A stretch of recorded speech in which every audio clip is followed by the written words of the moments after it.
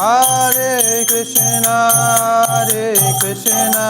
Krishna Krishna, Hare Hare, Hare Rama, Rama Rama, Hare Hare.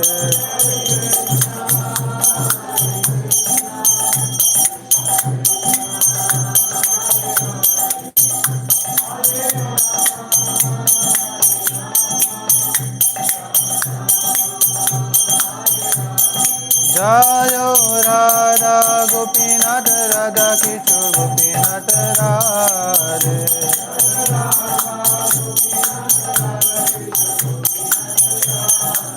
Jayo Jagannath Baladeva Subhadra Jayo Sudarshana.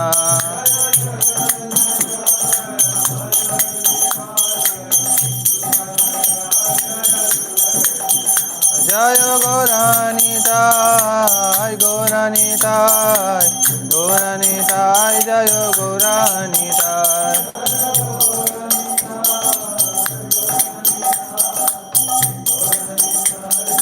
Jayo Jaya Prabhupada, Prabhupada, Prabhupada, Jaya Jaya Prabhupada.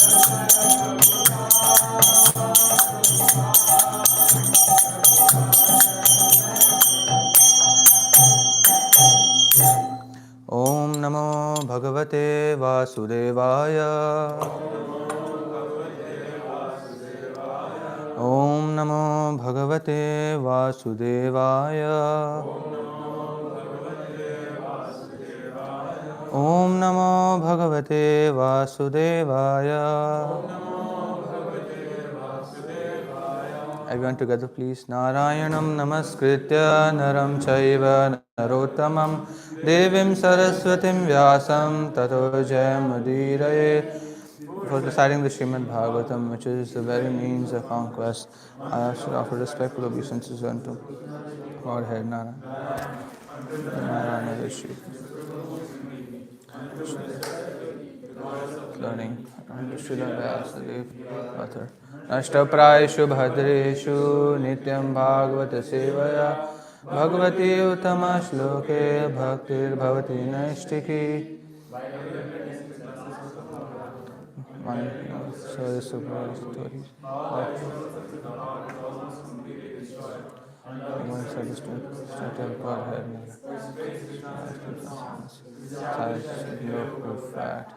Om Jnanatimirandasya Jnananjana Shalakaya Chakshurunmilitam Yena Tasmai Shri Gurave Namaha. I was born in the darkness of ignorance, and when spiritual master opened my eyes to the torchlight of knowledge, I offer my respectful obeisances unto him. Jai, Hare Krishna.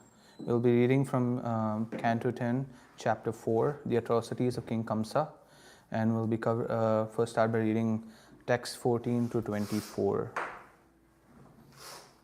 and then focus will be on text 20.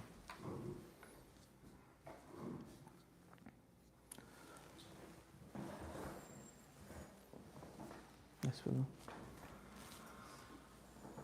After hearing the words of Goddess Durga, Kamsa was struck with wonder. Thus he approached his sister Devaki and brother-in-law Vasudeva, released them immediately from their shackles, and very humbly spoke as follows. Alas, my sister, alas, my brother-in-law, I am indeed so sinful that exactly like a man-eater, Rakshas, who eats his own child, I have killed so many sons born of you. Being merciless and cruel, I have forsaken all my relatives and friends. Therefore, like a person who has killed a Brahmana, I do not know to which planet I shall go, either after death or while breathing. You can. 17. Not only human beings, but sometimes providence, and I am so sinful that I believe the omen of providence and Christian soul sisters children. Text 18. O great souls, your children have suffered their own misfortune. Therefore, please do not lament for them. All living entities are under the control of the Supreme, and they cannot always live together. In this world, we can see the pots, dolls, and other products of earth appear, break, and then disappear, mixing with the earth. Similarly, the bodies of all conditioned living entities are annihilated, but the living entities, like the earth itself, are unchanging and never annihilated. Nahanyate haramani sharine. One does not understand the constitutional position of the body, and the soul Atma becomes too attached to the bodily concept of life. Consequently, because of attachment to the body and its byproduct, he feels affected by union in the separation from his family, society, and nation. As long as this continues, one continues his material life, otherwise one is liberated. My dear sister Devaki, all good fortune unto you. Everyone suffers and enjoys the results of his own work under the control of providence. Therefore, although your sons have unfortunately been killed by me, please do not lament for them. In the bodily conception of life, one remains in darkness without self-realization, thinking, I am being killed, or I have killed my enemies. As long as a foolish person considers the self to be the pillar or kid, he continues to be responsible for material obligations, and consequently he suffers the reactions of happiness and distress. Kamsha begged, my dear sister and brother-in-law, please be merciful to such a poor-hearted person as me, since both of you are sinful persons. Please excuse my atrocities. Having said this, Kamsa fell at the feet of Vasudeva and Devaki, his eyes full of tears of regret. Last text. Fully believing in the words of goddess Durga, Kamsa exhibited his feminine affection for Devaki and Vasudeva by immediately releasing them from the iron shackles. Yes, now the focus is on text 20. So we're reading from Srimad Bhagavatam, Canto 10, Chapter 4, text 20. Yatha nevam vido bedho yat atma viparyayah deha yoga viyogau cha samsriti na nivartate. One more time again together. Yatha nevam vido bhedo yat atma viparyayah deha yoga viyogau cha samsriti na nivartate. Yatha nevam vido vedo. Yatha nevam vido vedo Yata atma viparyaya. yatha atma viparyayah Deha yoga viyogau cha. deha yoga viyogau cha Samshritirnani vartate. samsritirna nivartate. Yatha nevam vido vedo. Yatha nevam vido vedo Yata atma viparyaya. yat atma viparyayah deha yoga viyogau cha Samsatirna nivartante. samsritirna nivartate. Yatha nevam vido vedo Yatha nevam vido vedo Yata atma viparyaya. yatha atma viparyayah deha yoga viyogau cha samsritirna nivartate. Yatha nevam vido vedo yat atma viparyayah yoga viyogau cha samsritirna nivartate. Synonyms all together, please, for time's sake. Yatha, as, and evam vida, of a person who has no knowledge about Atma Tattva and the steadiness of the Atma in his own identity, despite the changes of the body. Bheda, the idea of difference between the body and self. Yatha, the first of which, Atma Viparyayah, foolish turning of the one's body.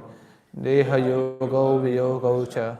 And this causes connection and separations among different bodies. Shruti, the continuation of continual life, not nivartate, does stop. Translation and purport by His Divine Grace Yasi Bhaktivedanta Swami Srila Prabhupada ki jai. One who does not understand the constitutional position of the body and the soul, Atma, becomes too attached to the bodily concept of life. Consequently, because of attachment to the body and its byproducts, he feels affected by union with and separation from his family, society, and nation. As long as this continues, one continues his material life. Otherwise, one is liberated. Who would like to read the purport? Okay, Jivadaya Prabhu, you can start off and then we can go ahead. As confirmed in Srimad Bhagavatam 126, Aipamsam puro dharma yato bhakti radokshate arituke aparitihata jayatma suprasidati. the word dharma means engagement. One who is engaged in the service of Lord, yato bhakti adhokshate, without impediment and without Cessation. cessation, is understood to be situated in his original spiritual status. When one is promoted to this status, one is always happy in transcendental bliss. Otherwise, as long as one is in the bodily concept of life, one must suffer material conditions. Janma, Mrityu, Jara, Vyadhi, Dukha, Doshonudarshanam. The body is subject to its own principles of birth, death, old age, and disease. But one who is situated in spiritual life, Yato Bhakti Adhokshaje, has no birth, no death, no old age, and no disease. One may argue that we may see a person who is spiritually engaged 24 hours a day but is still suffering from disease. In fact, however, he is neither suffering nor diseased. Otherwise, he could not be engaged 24 hours a day in spiritual activities. The example may be given in this connection that sometimes dirty foam or garbage is seen floating on the water of the Ganges. This is called Niradharma, a function of the water. But one who goes to the Ganga does not mind the foam and dirty things floating in the water. With his hand, he pushes away such nasty things, bathes in the Gangas, and gains the beneficial results.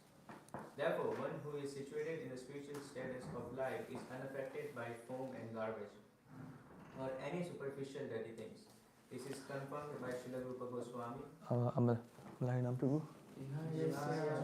Yasya karmana manasagira nikhayasva piya jivan mukta samuchyate. A person acting in the service of Krishna with his body, mind, and words is a liberated person even within the material world. Bhakti Rasamrita Sindhu 1.2.187. Therefore, one is forbidden to regard the Guru as an ordinary human being. Gurushu namate narakisa. The spiritual master or acharya is always situated in the spiritual status of life. Birth, death, old age, and disease do not affect him. According to Hari Bhakti Vilas, therefore, after the disappearance of an acharya, his body is never burnt to ashes, for it is a spiritual body. The spiritual body is always unaffected by the material condition. Jai Hari Baba. Hare Krishna. Hare Krishna. Jai. It's so wonderful to see everyone. The pressure is also on here. But I would like to first take the blessings of His Holiness Bhakti Marga Swami Maharaj and all the devotees present here. And thank you so much for allowing me to serve the Srimad Bhagavatam today. Yeah, it's such a beautiful scripture. And right now we are in Canto 10, one of the most beautiful pastimes of Krishna, the Supreme Personality of Godhead. And we are right now in chapter 4. What's going on in chapter 4? Would anyone like to summarize anything that why is Kamsa suddenly changed into this kind of, into Krishna in the battlefield of Kurukshetra? Yes, Samalayanam Prabhu. So, till now what has happened is Krishna has taken birth, demigods came offer their prayers, and everything happened. Then Nand Maharaja took him back, actually took him to Gokula and then bring Yog Maya back. And then now, after Nandaman. Oh, sorry. Vasudeva put it there in Gokula and came back with Yogamaya, and now Kansa, as soon as he was about to kill Yogamaya, Goddess Durga appeared, and then she spoke to Kansa that blah blah, like the person is already born who's supposed to kill you. Yeah. And then after everything happened, Kansa just realized, and then he opened the shackles of Devaki and Vasudeva, and he said, no, he's saying that I'm a stupid brother, I should not have done this. And yeah, the story continues. Okay, Jai, thank you so much. So so who and how did Yogamaya appear? Does anyone know? Did she? What is her name in this specific word? Yes, Durga. Yes. What does Durga mean? Anyone? Fortress. Yes, a fortress. She's the one who protects and controls this material world that we live in right now. And why does Kamsa listen to Yogamaya? Kamsa never heard anyone else. He wanted to kill the Supreme Personality of Godhead. Why did he listen to Yogamaya here? Because she's the goddess he prayed to. Correct. Very nice. So yeah, she's a god. He's a devotee of Yogamaya. But you also notice duality of Kamsa here. In many cases, that and this duality is also seen in today's material world. And this duality, of course, you see it in the verses as we read along. That first he starts by saying, he's like, I'm sorry, I know, and he's bound down to the feet of Vasudeva and Devaki. And then next he's like, it was your fault, it was your children, Akashvani came and someone, said something, and why did you produce such children who are going to kill me?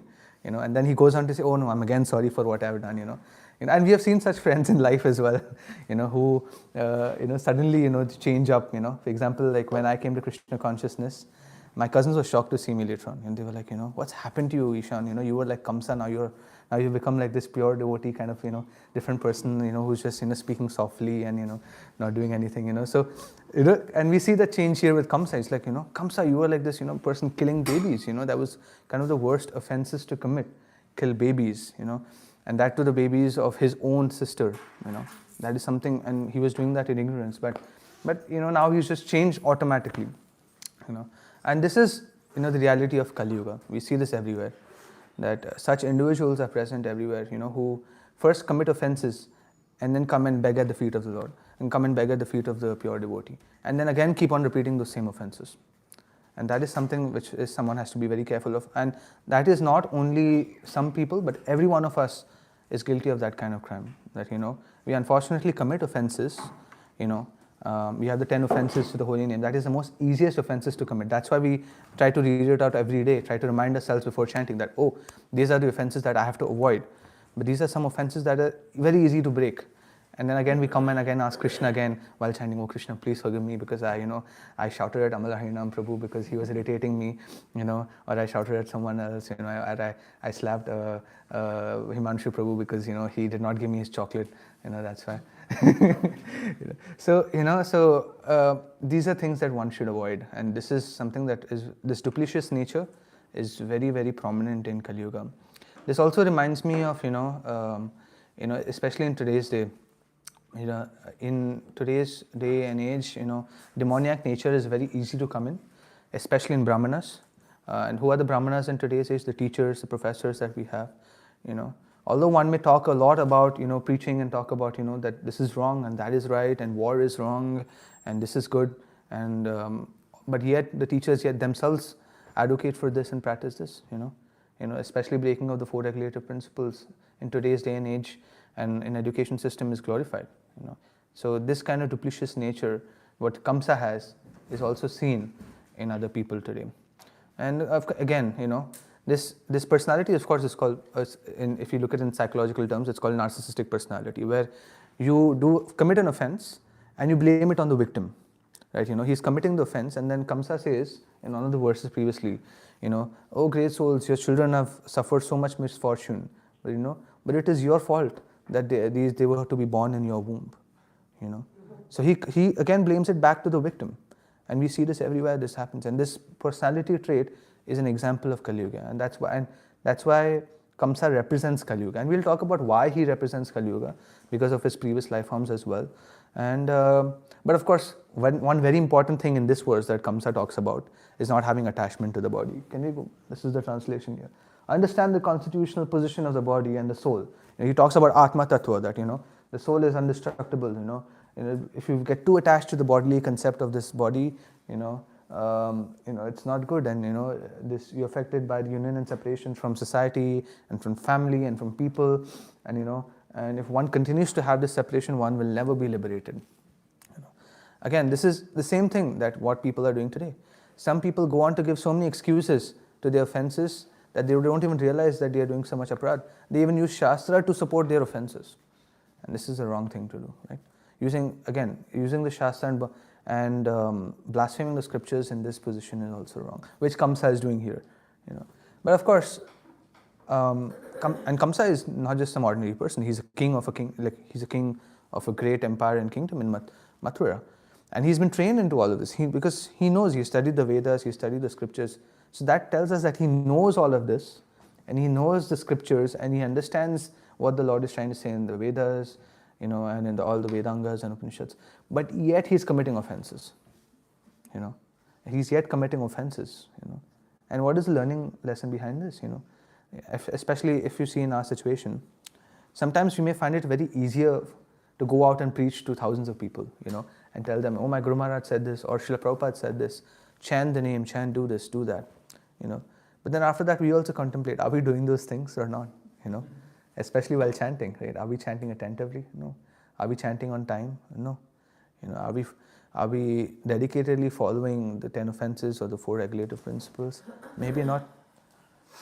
But then it's very easy for us to go and speak outside. But when it comes to us, when it comes to preaching ourselves, when it comes to reading the books ourselves, it becomes so difficult, right? For me, for example, I can go and distribute. I have not read Krishna book.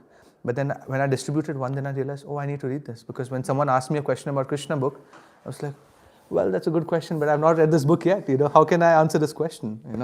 So, the idea is that of course, that doesn't mean you should not distribute Prabhupada books, because one has full trust on Srila Prabhupada that whatever he's written is nice and will help the people of this world. But of course, we should take efforts to also read, and we should also take efforts to follow the same instructions that we are giving back to this world. That makes us more confident in our preaching efforts, and that makes us more, and it makes us, we can understand what we are saying, right? Rather than just repeating like a parrot, which most of the Brahmanas tend to do today, we have to be like Parivrajaka. So we have to be Goshtanandis, right? The one who goes out and speaks about the scriptures, one who goes and preaches about the scriptures. And how can one preach and speak about the scriptures? Only by reading the scriptures. So that is something really important, and that is the importance of reading Srimad Bhagavatam, which every one of us are doing here. And of course, many of us are going out and preaching as well, preaching in the temple, going out and distributing books. So this is the best thing to do, because if you don't do that, then we'll become like Kamsa. Using the Shastric concepts to chastise somebody and to blame things on somebody. And that type of personality comes within us if you're not engaged in service. So that is really important in that way. Yesterday, I was listening. Me and Monil Prabhu, we were walking in. I forgot the place. Where did we go yesterday? Yeah, Taylor Creek Park, where Prabhupada walked long ago, and we were listening to Prabhupada's lecture yesterday. And Prabhupada also was speaking about this topic, and I was so surprised, because I was contemplating on, I have to speak tomorrow about this, or, I need to discuss this verse tomorrow, and Prabhupada just spoke about it, yesterday in his just random lecture in Toronto, especially in June 21st, 1976, he spoke about this, that, this is material life, people know what to do and what not to do, yet they are bewildered by false ego. Prabhupada says false egotism or egoism. People are bewildered by their own personality, and people are bewildered by the material modes of nature and do not understand the real concepts of life. So yeah, and this is an example. And Kamsa here very cleverly speaks about not being detached. You got to be detached. You have to make sure that you're not attached to the body of these children. These children who have died. But he himself is doing everything because he's attached to this body, isn't it? He's killing those babies because he wants to live longer. He's killing those children because he wants to make sure that he is in power and no one else is. Inside he knows that, I'm doing something wrong. That's why he comes here and asks for forgiveness. but his ahankara or false ego comes in the place. So that is something, and Srila Prabhupada also speaks about it. Yesterday in the same lecture that we were listening to, Srila Prabhupada, an Indian man comes and starts giving his lesson, separate lecture on detachment to Srila Prabhupada. Like, Srila Prabhupada, and he's like, Prabhuji, he's like, detachment, we should have detachment. A lot of people are not detached from the body. And Prabhupada is like, that is all bogus propaganda. And I was like, how? But don't we have to be detached from this material body? Prabhupada says, you cannot be detached. You have to be attached to something. And what is that? Our duty towards Krishna, our service attitude towards Krishna. That is the only thing that we need to be attached to, is Krishna. We humans are, and the human body, or the Jivatma, the soul, the super soul, the soul within us is made in such a way that it has to be attached to something. Either we are attached to sense gratification or we are attached to Krishna. We need to choose which one we want to choose, which one we have to be in, and what state we have to be in. And Prabhupada mentions, real detachment means everything belongs to Krishna. Because yesterday we were walking in the park, so beautiful lands and nature and huge. Canada is one of the, I think it's not one of the largest countries, but it comes in one of the second largest countries in the world, with the best freshwater resources in the world, and of course huge land. But Prabhupada was saying, but no one is willing to give this land in service of Krishna. Once this land is used in the service of Krishna, and the fact that we know that I don't have rights to this land, but Krishna has rights to this land, then this land becomes more pure. And that's what Prabhupada talks about. That is real detachment. The fact that we give everything back to Krishna, and not that we keep everything to ourselves. Especially, during service, sometimes we may say, oh, I did this. Oh, I sang today. I sang Guru Puja today.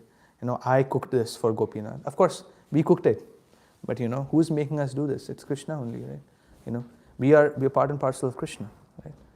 So the idea is that the fact that if you think that it is mine and falsely claim that everything is mine, this is attachment, and that's unnecessary. That's what Srila Prabhupada talks about. Now, again coming back to Kamsa, and Kamsa, what is one inherent quality within Kamsa that is making him do all of this?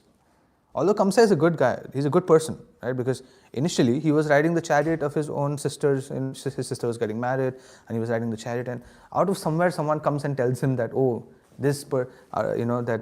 her son is going to kill you, and then he out of nowhere he just becomes angry, and he just loses his equipoise, and he just goes and he wants to kill her at that moment. But what causes him to become like that? Insecurity. Yes, insecurity. Attachment to bodily conception also. Anyone else? Power trip. Yes, power trip. What else? And what is the one inherent quality that we have as humans that causes us to do this? Fear, that is true. Fear of death. Fear of death. Fear is one as well. Collecting more than required. Collecting more than required. Yes, false ego. That is what I was looking for. False ego, ahankara. And ahankara is one thing. And where does ahankara come from? Anyone? False identification. False identification is what? Body. We are this body. Yeah, but what is false identification? Ignorance, right? That we are in ignorance, avidya. Right? That is the reason why we are taking birth again and again in this planet. The fact that we are always in avidya. And where does avidya come from? Avidya. Ignorance. Sense gratification. Yes, it comes from sense gratification, but of course, desire and choice, yes. And forgetfulness of Krishna. And why are we forgetting Krishna? Because we are constantly here, taking birth again and again and again. And because of this, and that is because of avidya. And of course, we know, and Maya is constantly trying to fool us and keep us here, pull us here, like how our mother pulls us back. Don't go there, don't do this. Pull us here. Maya is of course made up of two types. Anyone who knows? What are the two types of Maya? Yogamaya, Mahamaya. Maya, very nice. And within Yogamaya, Vidya comes. Mahamaya. Sorry, my fault. And of course, avidya is in which mode of nature? It's in which ignorance, right? It's in ignorance. And of course, it's because it's an ignorance, that is what is keeping us back here. And avidya has been continuing because our soul is timeless. It's been continuing since a long time. So avidya has also been continuing with it. The fact that we've been ignoring Krishna, pushing him away from us, that's what is helping, and that is what is causing us to again and again and again and again come back to this, come back to this body. And we have two types of body. What are those two types? Anyone? Subtle and gross. Subtle and gross. And who made our subtle body? Yeah, that is there, but who made it? Brahmaji, right? He made our subtle body. And of course, Jivatma comes from Krishna himself, Karnodakshaya Vishnu. And this subtle body is based on different things. It is based on chitta, it is based on buddhi, mana, and the last thing is ahankara, which is again false ego. Right? So this subtle body is made of false ego. We are covered in false ego. And it's like how Chaitanya Mahaprabhu says, Cheto Darpanam Arjuna. We need to clean this body. We need to clean the mirror and make it more clearer for us so that we can see Krishna. And that's why we're covered in this ahankara. And that's why this ahankara is the cause for the jiva or the jivatma, which is made by Krishna himself. To think that I am this body. Although this body is not me, I've been through separate bodies, I've been through so many bodies. But these things, ahankara, it causes us, a false ego, it causes us to stay in this body and think that we are this body. And this false ego then creates abhimana, which is identity, that identification that we are this body. And this is not me. It's just the same example, like, how we try to, there's so many identities that we try to stick to, right? Often in this world, identity crisis is such a big issue, right? So many people are fighting for their identity. I want to be this person, I want to be that person. I identify as a certain thing, I identify as a certain person, I identify with a certain religion, with a certain caste, or with a certain faith or region or nationality. But these things are keeping us back. Any kind of false identification, that is with the human body, keeps us back. And if one understands this, it's a big thing. But is Kamsa understanding this? He's speaking about this.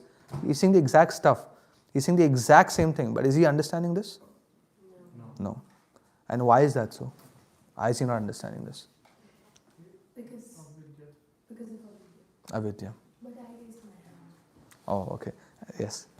Because he's envious of Krishna? Correct. He's envious of Krishna. And this envy is a big problem here. Not only now, of course, and we see envy in our daily lives as well, And it's so subtle that we don't even understand, envy is here, and just takes us over and slides us away from Krishna. The fact that we want to be that person. And envy is also not healthy. And we see that in today's world. Because we envy Krishna, now we're here. And this is causing a lot of havoc here. And that's why, right? So, and the fact that this envy causes us to, connect with our body and then this envy then leads to identification that I am this body. I possess the qualities that this body has. I'm strong, I can write well, I can sing well. These are all, again, identification with the body, Nayanam chindanti shastrani. The soul cannot be cut into different pieces, Yet we think that we can be cut. Of course, this body can be cut, but then the soul starts associating with the body. Although the soul is different from this body, but then this mixes up together and becomes like this mixture, like how sometimes we mix these two things and it then becomes inseparable. In chemistry, there are these homogeneous and heterogeneous mixtures, where the things mix. There's this kind of mixture that you cannot separate, but this can be separated. This identity can be separated, and what cause and how can we separate this identity? Does anyone know? Could you repeat that? How can we separate this false identity that we have, that we are this body, and how can we separate the soul from the body? By chanting? Which is bhakti. Right? Yeah. Bhakti causes us to get away from that identity. In this pastime that we are celebrating right now, of course, Krishna is the Supreme Personality of Godhead, but Mother Yashoda is right running behind with him with a stick to beat him up. Why does Krishna need to run? He can play his tricks and keep her away, which he did with the rope and everything. But why is that so? Because Mother Yashoda is, with her love, can only bind Krishna together. It's only her love that allows her to come close to Krishna and allows her to tie him up with the rope. It's only her love that causes that. And we see that this love is seen in devotees it's very common in devotees, this love. And we see that with Devaki and Vasudeva as well. And because Devaki and Vasudeva, as soon as Kamsa comes and asks for forgiveness, they forgive him. Who will forgive a person who has killed how many babies? Around 6 babies of yours. It's a very tiring process. If anyone is a mother here, they know it's a very tiring process of giving birth to a child. And again, immediately coming and killing the child. It's not easy. It's not easy for a mother, it's not easy for a father, especially, of course, when you're too attached. But yet they let go of it. Why is that so? Because devotees practice compassion, right? And they know, of course, the Lord is with them. The Lord has already taken birth. Now we are saved. And they are doing their duty. And that is what our attitude should be, of duty to Krishna. That our body is made to serve Krishna. And that is our duty. And this duty carries forward again and again and again, till our life ends, and then we can go back to Krishna. Anya Bhilashita Shunyam. That is our duty. Anukuli, and the same verse, it says, Anukulena Krishna, Krishna Anushilanam. It says that everything that we offer to Krishna, or anything that is done in Krishna's service, is good for ourselves. Offer that everything to Krishna. And that is the highest bhakti. And that's what Prabhupada spoke as well in his lecture, in his morning walk, that having, that of course, the highest level of detachment is what? Yes, to serve Krishna, to associate everything with Krishna. That is the highest level of detachment. The rest is all attachment. And Prabhupada says that with conviction. And that is something that only an Acharya can say, a conviction.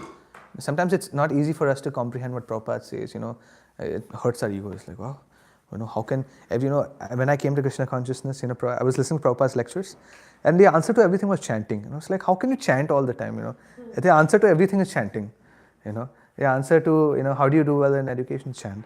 How do you, do well in material life? Chant. How do you maintain good relations with friends? Chant. So, and then I was like, but then, because I was not trying this out, I didn't know the actual effects of chanting, right? But once you try it out and see, then you understand that, So again, coming back, so we have, by offering everything to the Lord, that is how we come more closer to Krishna and utilize ourselves, utilize this body as a property of Krishna. Only Krishna has proprietorship to this body. And of course, once we connect the wire of our consciousness with the supreme light bulb, once we connect our wire, supreme Krishna's light bulb, the knowledge of the light bulb of knowledge lights up. And what fuels that is our chanting. Often our body is, in fact, compared to a chariot, but let's not take chariot as an example. Let's take car as an example. So often, let's say the body is this car, and it's running. And who's the driver of this car? The soul, correct. And he's the driver of this car. And what is fueling the car? Desires. Well, yeah, that's true. That's true. Yeah, desire is fueling the car. But what else is fueling this car? Well, yes, that's true. Yeah. But of course, the soul is driving this car, right? So of course, desire is fueling this car. But this desire can be also changed into something else, right? This desire, yes, devotional service. So devotional service should fuel our car. And what fuels the soul? Yes, and anything else that we were talking about? Chanting. So chanting fuels the soul. And that is how that soul is, when it's fueled up, it can drive the car. Again, Anukulena Krishna, Krishna Anushilanam. Bhakti consists of serving Krishna and his devotees favorably. And that is how it is. So, and that is what Devaki and Vasudeva were doing. That although Kamsa had killed their babies and Kamsa was blaming everything on them, and they were like in a helpless situation, what should I do? But yet they were very compassionate enough to, to forgive Kamsa. In Bhagavad Gita, we learn the 9 qualities of a Brahmana. Does anyone know what are the 9 qualities? Cleanliness, honesty.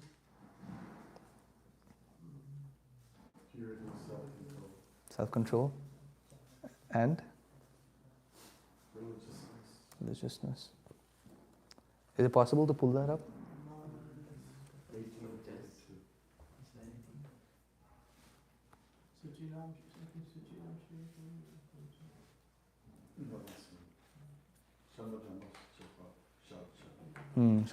Cleanliness.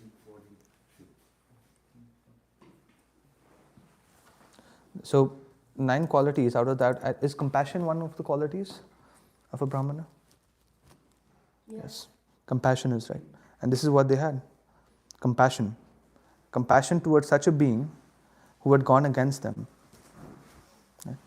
Compassion is one of those qualities that Devaki and Vasudeva had. And that is something that every devotee should have, compassion towards each other. That even though someone does something wrong, but let someone is taking up that credibility to come and ask for forgiveness and maybe improve in the future, which Kamsa does not. It is a good idea for us to be compassionate towards that person. And that is one of the main qualities that devotees possess, to be compassionate towards somebody. So my dear Prabhus, please be compassionate, to each other. Let's say if someone eats your rasmalai, don't go and shout at them, or someone comes and steals your chappals and takes it to the washroom. It's okay, allow them to do that. But being compassionate is something that we can all learn from Devaki and Vasudeva. Although, of course, we should not be in the position of Kamsa to first commit offenses and then blame everything on the victim. Realization that the fact, and of course Kamsa realizes that here, that he has committed an offense. But offense over offense and offense is happening. And what causes that offense? It's his association, which of course the later verses cover. Is the association of his ministers, who again ask him to commit offense over offense over offense. So the correct association which we have here in BA is very, very important. So yes, that's it. Thank you so much. Hare Krishna. You can open out to any reflections or any refutations or anything I missed out on or any clarifications. Yes, Manal Prabhu. Thank you so much, Prabhu. It's very informative and what to learn from class. So we were talking about capricious nature, and you said that capricious nature is it's also written that it's nature of kind of rakshas. And so my question is, how do we recognize if someone else is capricious? We will recognize that by their behavior and whatever the action is. But how do we recognize if we are capricious? Because what happens is, these qualities, when someone else have, we will recognize it immediately that this person like that. But when we have it, it's kind of hidden to us, ever. Correct. The whole world will notice, but we will not notice it. Yeah. Sometimes, if we don't have that kind of relations, then it's very hard also for people to come and talk to us and correct us. So how do we recognize if we have this kind of capricious nature? I think the first thing, so of course reflection is very important in every devotee's life. Often we just tend to follow things and we do not reflect back on it, and what am I doing? And this reflection comes also through feedback. So asking for feedback, of course, not from everyone, of course that is something we cannot do, but being open to feedback and constructive criticism is the first thing to do. Second thing, to have a person who you can reach out to, Let's say you have this kind of feeling that, maybe I have something like this going on within me, but I didn't know about it, and I yet feel I don't have that. Then it's good to confirm it with a second person, maybe some senior, maybe some mentors, to people who you trust, or even friends for that matter, who you can disclose what's going on within your mind. So that is something that one can do, and that helps us be in a more humble state of nature. So that is something that one can, and of course by being in service, one then contemplates and reflects, and by being with devotee association with devotees, and understanding and receiving feedback from the devotees is one of the great measures that we have in this movement, and it's a great way of reflecting on what has happened. Again, and journaling about that, that what you did. And once you journal and you write about your day, and then you realize, maybe I did something wrong here, or maybe I did something bad about this. Many people unfortunately don't have this kind of like when they commit some offense, they don't even realize that and that's what the question is, right? They don't realize, and it's very difficult to get that kind of sensitivity to people. But by being open to feedback and making sure that you are asking people about it, Prabhu, are you fine, or did I say something wrong about did my words harm you? Then that is something, that is one way in which one can do that, Prabhu. Thank you. Okay. Anyone else? Any chance? Any reflections? Any corrections where I can improve? How would you behave when somebody is biased towards you? That's a good question. Somebody is biased towards you. So, So do you is it possible to be more specific? So, Anything like, so maybe serving pushadam, giving more paneer to somebody. well, that's the mercy of the devotees that they are biased towards you. But then but then you should tell them. You can also confront them about this, Prabhu. I think you should also look at others about this. But also, biasness is also one form of love, and maybe you can give back to somebody else the same, not biasness, but pass it on to somebody. For example, they're giving you an extra slice of pizza. Say, not me, you give it to my friend. So if you're getting that love, spread it with your friends. Like how Krishna would sit and he would share everything and eat with his friends. Oh, you take this laddu. Oh, Madhumangal, you eat this. And Madhumangal would snatch it and take it from Krishna. So sharing that love with others, if someone is being biased towards you. Of course, biasness can be good and bad in some situations. But we can change that. We cannot change the person in front of us, but we can change it ourselves by sharing it with others. Sharing the love that we receive with others, sharing whatever we receive, to first with Krishna and then with others. That is something that we can do. Yes, Amlaranam Prabhu. Prabhu, you mentioned this line, Anukulena Krishna Anushilana. Can you just elaborate that a little? So this is, I think, a verse from the Nectar of Devotion, 1.1.11.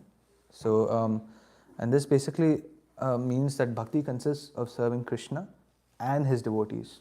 So Anukulena Krishna, whatever is good in the service of Krishna, whatever works out in the service of Krishna, that is what our target should be.